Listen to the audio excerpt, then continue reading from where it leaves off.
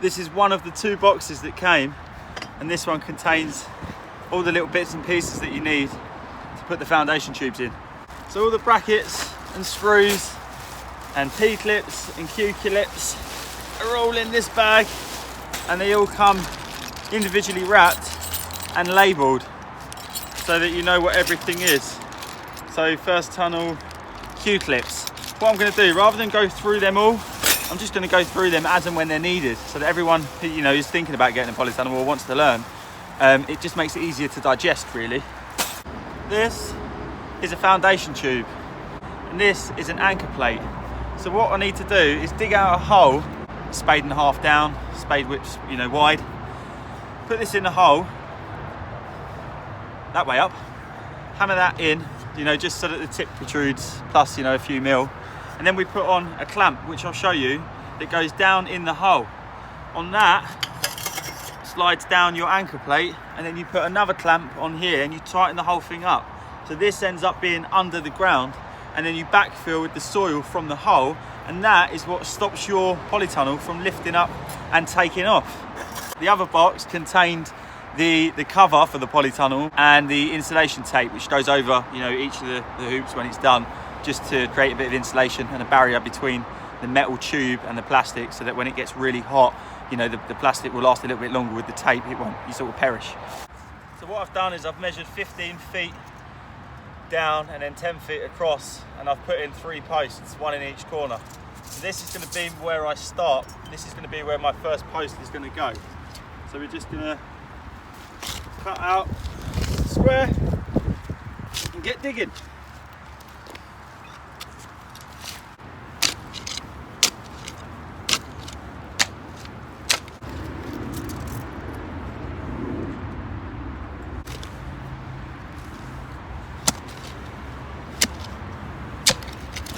So now I know I've got my depth, I can go ahead and give that a few taps in. I've found the pack that says anchor plate clamps, and these are going to go over here.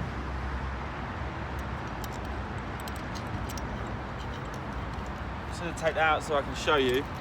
They go over it like that, and then you tighten this up with the nuts, and that just prevents the clamp from falling down into the hole.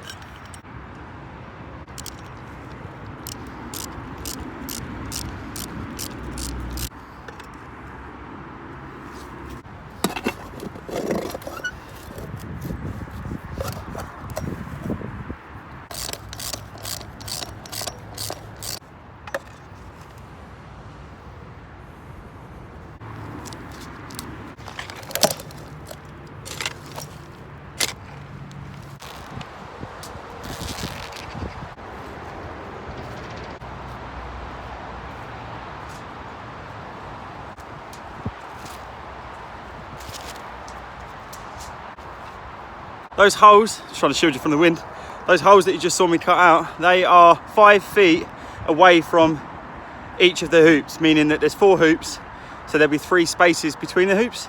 Those spaces are 5 foot long, giving me a 15-foot tunnel with evenly spaced hoops. I'm going to repeat that on the other side and then get all the rest of the foundation tubes in exactly the same way you just saw me do the first one, and then we'll move on to the next step. Another thing that I've done that I didn't film was I used the string line, just tied 1 inch from the top of each foundation tube and strung that along all 4 and then across to the 5th, and that was somewhere I could put a level basically. So the level goes on the string, and then you just tap down each post before tightening up the anchor clamps. If you're wondering about the timeline, this has taken 2 hours to get this done. The next step is going to be to assemble the hoops. They come in 2 sort of packages. These are the side ones because they've got a flat edge. It's not curved the whole way around like the other ones. So we're going to lay these all out on the floor, and then I'll show you how they go together. They've supplied self-tapping, self-drilling screws, so there's no sort of pilot holes to be drilled, and there's no sort of holding a nut on one side and tightening up a bolt. It looks really easy from what I've seen online, so we'll see. I'm I'm going to lay these all out on the floor, and then they simply just go together like that, and then you put a self-tapping screw just in the side, on the inside, not on the top, because you don't want it to tear the cover.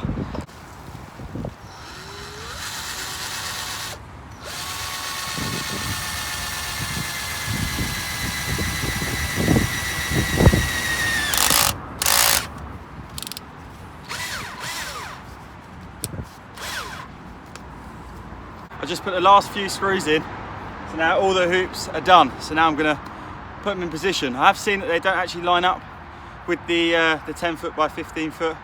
So the 10 foot across, the hoops are actually a bit wider, and that's so that you can sort of pull them in and give them a little bit of tension, so they can perform a little bit better than just being, you know, loose and flapping around.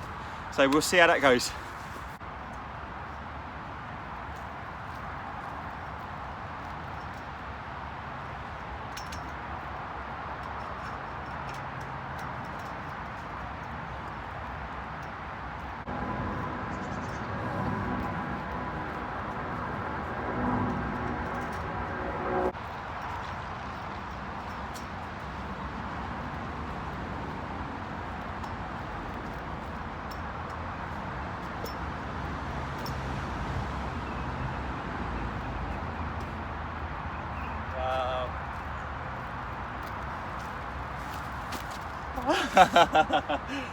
So now I just need to put the brackets on. I'll get them, I'll show you what they are, I'll show you what they're called. And they basically go up from each corner, you know, of the end hoops, and they give it structure and support. This is the ridge bar, one of them, and they just go together the same way the hoops went together. And then you use these little clamps which go over the hoop, and then you put your ridge bar up through here, and then onto that you put another little bracket, and that holds it up.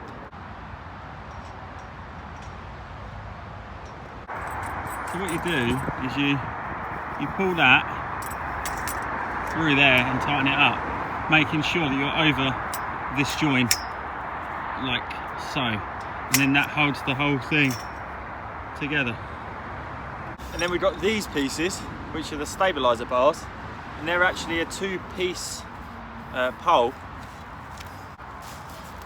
So we get this piece and we pop it onto here. Now what these do is you fit one down, as I've done there, at the bottom, and you tighten it up as well as you can. Don't over tighten. And then what you do is you grab a spirit level and you put it against the first hoop. These only go on the first and the last hoop. And then this is before you tighten up your bars at the top. You then move this up and down what will be the door end until you get a straight line, and then you can tighten everything down. So to explain it with a visual, I'll show you.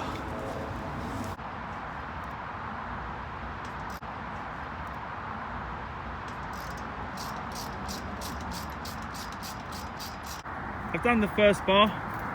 So if we just take the spirit level and we put it up against this, you can see that we've managed to get it bang on. So we'll repeat that on the other side, and then the two ends, and then we should have something that's level, and then that will enable me to go round and tighten up all of these.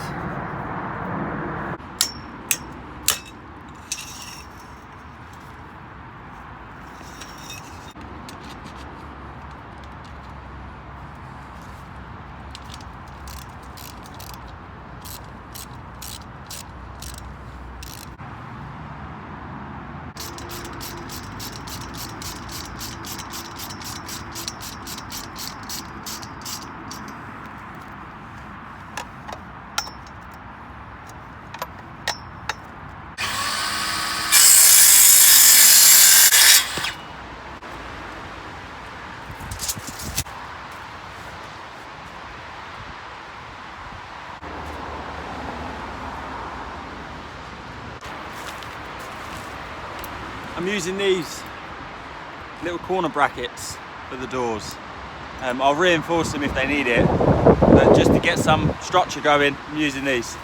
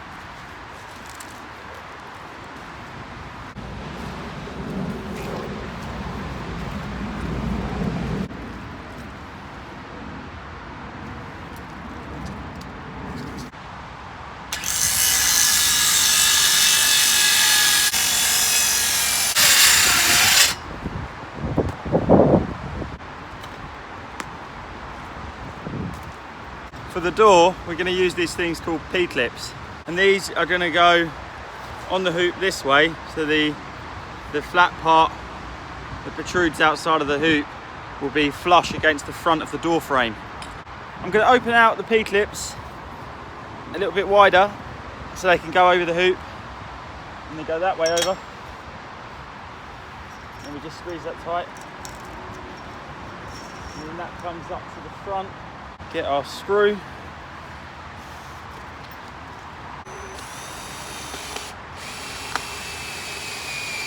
making sure that the distance apart from the bracket here is the same, so then your door frame is going to be even.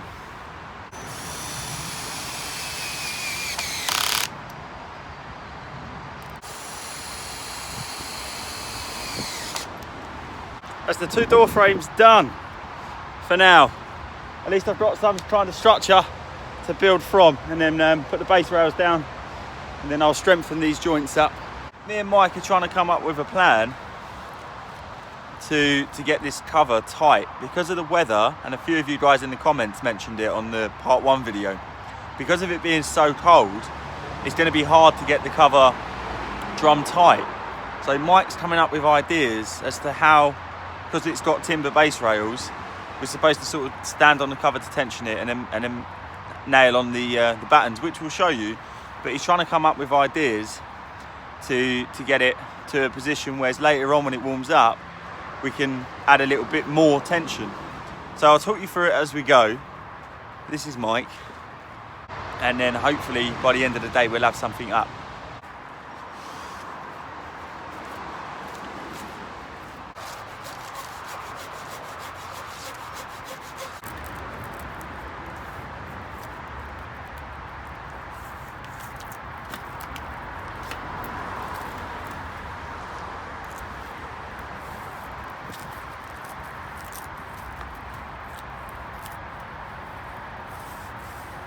This is Poly Tunnel Man, aka Mike, or the other way around. Hey, all. And he's just putting on the anti-hotspot tape, is it called? Yeah. Yeah. We're just drying off the tubes first, because they've still got moisture on them and they're still quite wet. What I thought is, if we put the base rail slightly higher, come the summer when it's warmer, you'll be able to tread down, loosen them off, tread down and tighten the whole thing off. Being as it's cold, it's going to be a mission to get it really tight. Definitely, so, yeah. And if it is all right, you can always leave it for ventilation, because it gets really hot in there, and you can put a bit of netting down there, or even use it as a raised bed. It don't really matter. Yeah, so, yeah, I'll probably do that. Nice. It'll work. Yeah. We'll find out in about 3 hours. Hopefully, yeah. We're going to need to join two pieces of timber together, which is these two pieces here, which is going to make up one of the sides of the timber base rail. And for that, you can use these either for the doors, which I'm going to build myself towards the end of next week, and then I'm going to use the nail plates to actually join the two pieces of wood. So all they are is basically metal plates with holes punched in, and then nails with a slight twist on them to make them harder to come out, and they go in a little bit more snug. So that's just going to sit up against here. We'll hammer those together, and then it will give us what will be 15-foot length of timber.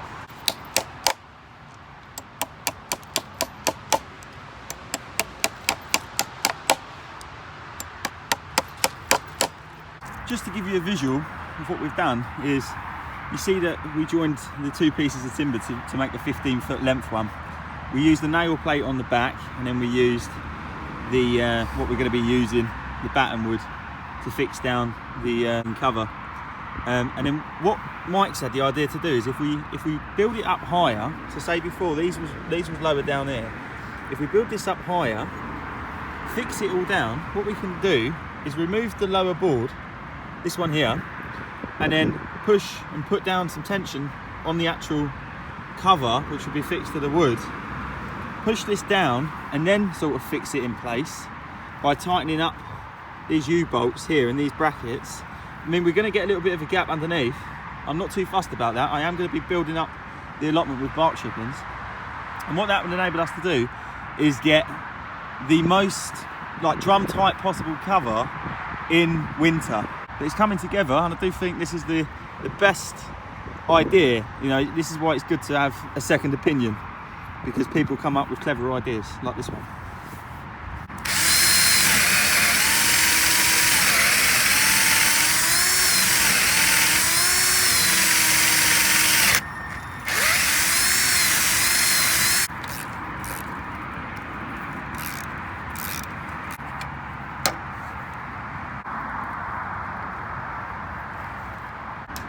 What we've done here is we've put some footings underneath. What we're going to do is fit the plastic as tight as we can get it, and then we're going to take these out and lower this down, which will then tension up the material, and then we'll tighten up these little U-bolts round here until we get sort of a nice sort of level finish. So yeah, it's nearly time for the cover to go on. Mike's just tightening up all the little U-clamps, just so we've got something to put it up against, otherwise the base rails are going to fall back down again. So he's just tightening up the bolts now, and then we're going to throw the cover on.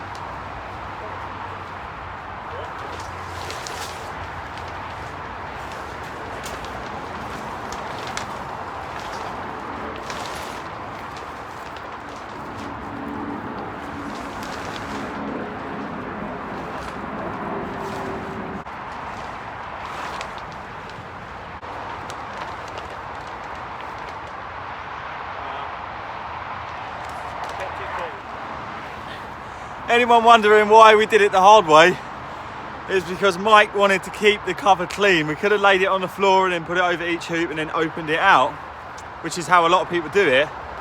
But this guy is like me in regards to like OCD and things like that. So we wanted to keep it really clean, so we went the hard route.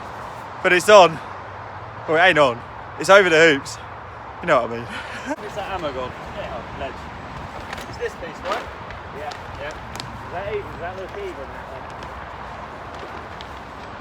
Yeah? Yeah? Yeah?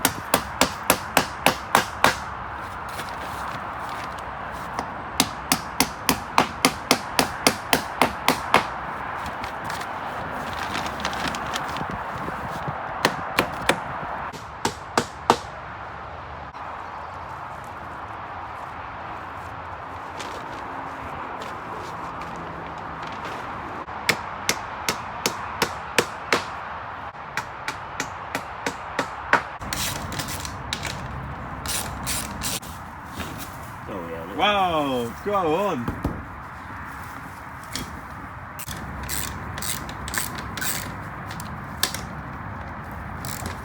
Nice. Nice. Oh, that's hard to watch. Gotta be done.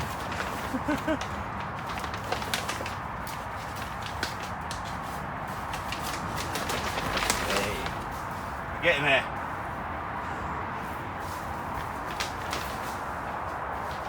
We've done the back door frame. We're just going to do the front now. See how tight we can get it.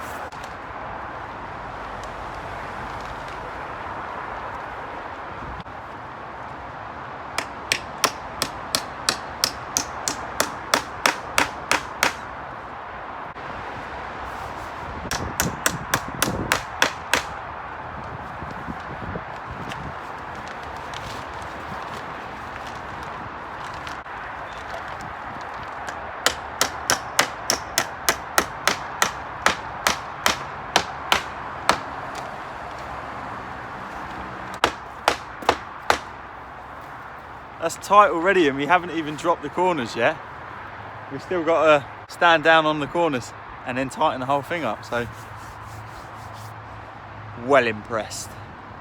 The idea that he came up with scrap wood to get the polytunnel cover under tension, you know, what with it being winter, that is awesome.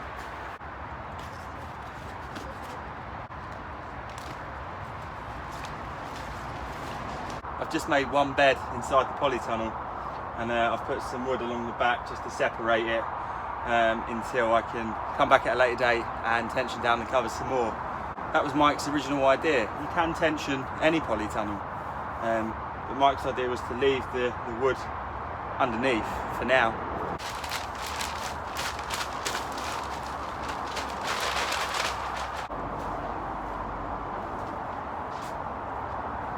I'll show you the inside first, because I fitted this to the outside just because I thought aesthetically it would look quite nice from inside the tunnel, which I think it does. Outside, I don't think looks too bad either. I just used the leftover scrap wood, and here I just sort of span the wood in the material, and that enabled me to get this, you know, quite tensioned. So it's actually on there really tight, and I've just put a batten of wood along the bottom. That'll do for now. I do plan on making another frame with a window, a plastic window. And that's going to be removable. So towards the end of the year, you know, with the start of spring, I can add the window and get some heat going inside this bad boy. I've measured out the door frame, and I've cut all my timbers to the right size. Now, First Tunnels did actually include another packet of nail plates, which is what I'm going to be using. The hens are just jumping up and saying hello. And then I've just got 2 standard hinges for the door. I am actually going to have the door swing out into the allotment as opposed to swing in to the polytunnel, simply because I want to maximise the room that I've got inside the tunnel. So I'm going to knot this all together and line it up and see if it fits.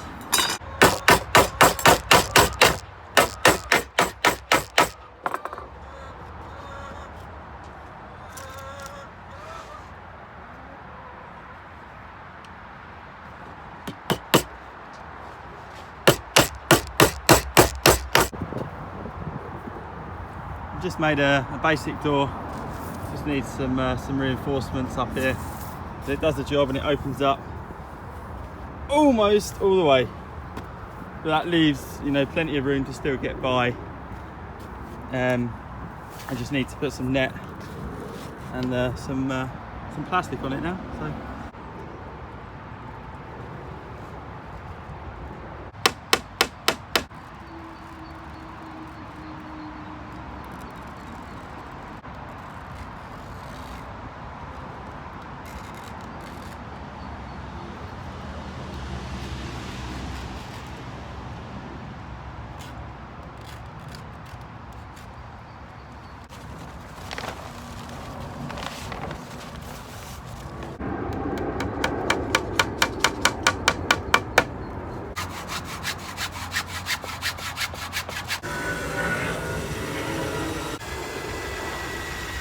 Now just got to wash all that plastic so that Mike don't have a heart attack.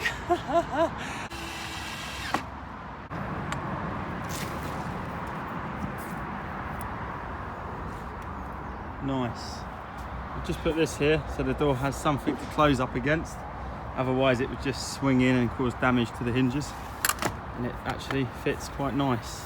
I will be making a video shortly regarding First Tunnels, you know, dealing with them, the product, you know, all parts, assembly, stuff like that. 100% recommend this company, not just because they sent me a tunnel, but because the tunnel is brilliant. It's really strong, it's really durable. I've actually done chin-ups on it. Mike, he's smaller tunnel, which is 2 foot shorter than the one I've got, sorry, 2 foot smaller in width. His is 8x15. That's been up for over 5 years. Went up once, you know, one cover. He's put holes in there, bless him. He was putting bamboo canes in, I think he said, and he went straight through the plastic. But they're so durable that, you know, that's been through his fair share of storms, he said. and it still stood the test of time. So hopefully mine will last for many years to come as well. But that will be a separate video. Thanks for all your support. Thanks for all your donations. Thanks for all the love and the comments. Cheers guys. I'll see you in the next video.